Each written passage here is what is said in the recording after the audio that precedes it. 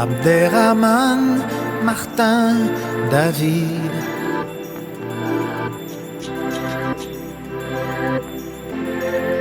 Et si le ciel était vide? Tant de processions, tant de têtes inclinées, tant de capuchons, tant de peurs souhaitées, tant de démagogues, de temples, de synagogues, tant de mains pressées, de prières empressées, tant d'anges. During the antiquity, there are a lot of scientists like Thales, Aristotle, Pythagoras, or Hypatia, and there are a lot of theories like the atoms, the heliocentrism, the autonomy, or the mathematics. The School of Alexandria discovered in 320 BC the anatomy. Archimedes wrote the first law of physics between 292 BC and 212 BC. Hipparchus created the first astronomical instrument, the drop and the gnome, and used the astrolabe. There are not a lot of Hypatia scientific writers because they were destroyed by the Christians, but we discover some like the geometric theories, the arithmetics, or the elements of Euclid. There are some instruments of construction for the astronomy, like the astrolabe, the dioptre, the gnomon, or the hydrometer. There are a lot of human scientists like Henrietta Leavitt, Gertrude Bell, Rosalind Eddy Franklin, Ade Ionat, Jocelyn Burnell, François Barré Sinozi, or Temple Grandin.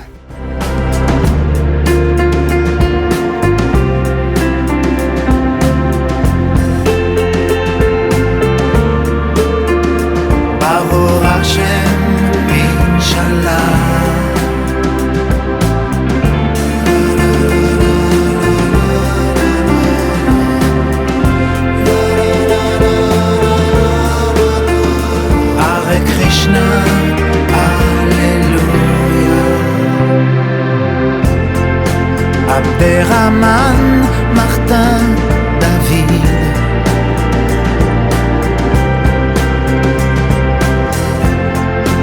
Et si le ciel était vide? Si toutes ces balles traçantes, toutes ces armes de poing, toutes ces femmes ignorantes. Cyril was the patriarch of Alexandria. He represents the Christian power. And Orest was the prefect of Alexandria. He represents the emperor power.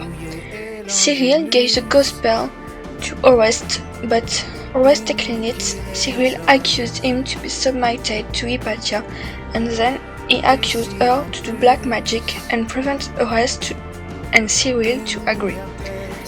500 monks from the desert of Nitri arrived and accused Orest of paganism and idolatry. One of the monks, Harmonius, threw him a stone in the face, so Orest tortured him to death. Cyril tried to make Harmonius a martyr without success.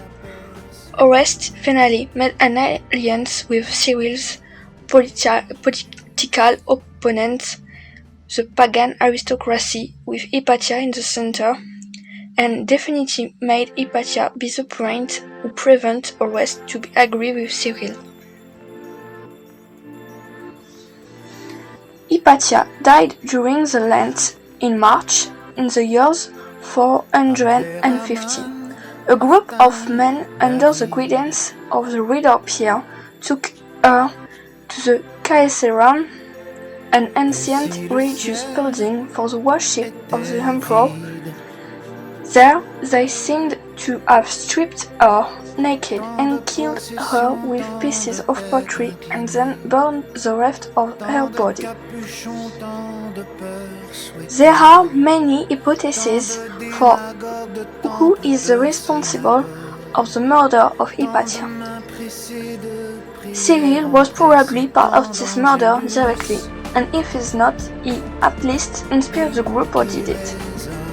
The group of men who killed Hypatia could be the monks from the desert of Nitri.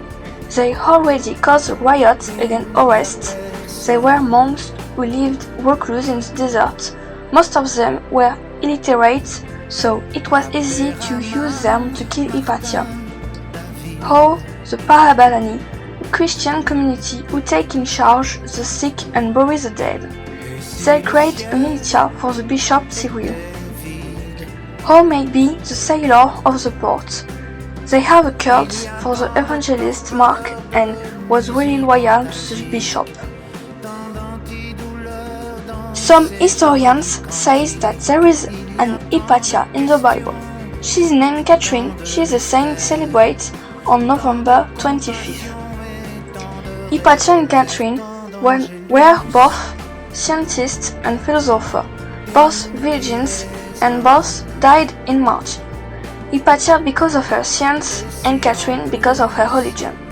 However, there isn't any reference to Catherine before the Crusade.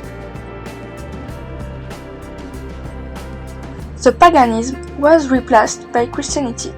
Hypatia was a pagan and she was killed by Christians at the end of paganism, so it is really symbolic.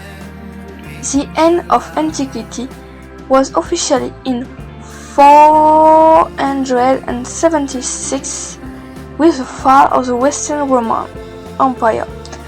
But the murder of Hypatia is symbolic of a new era, and it can be considered like the end of the antiquity.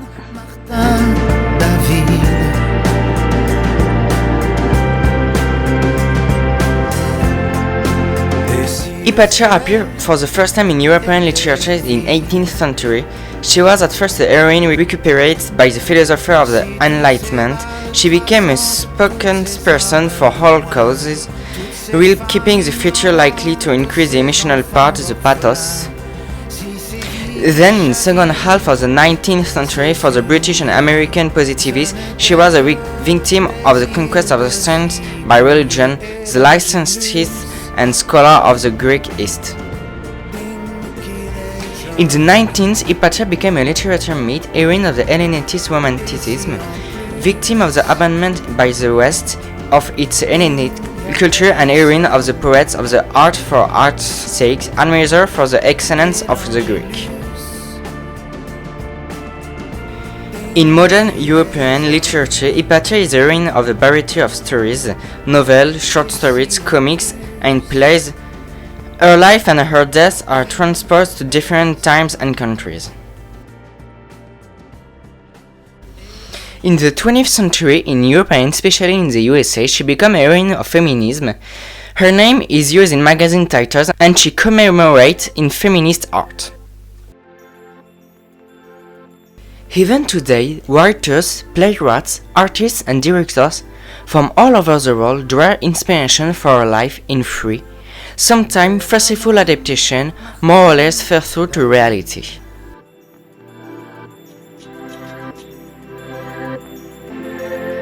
Et si le ciel était vide?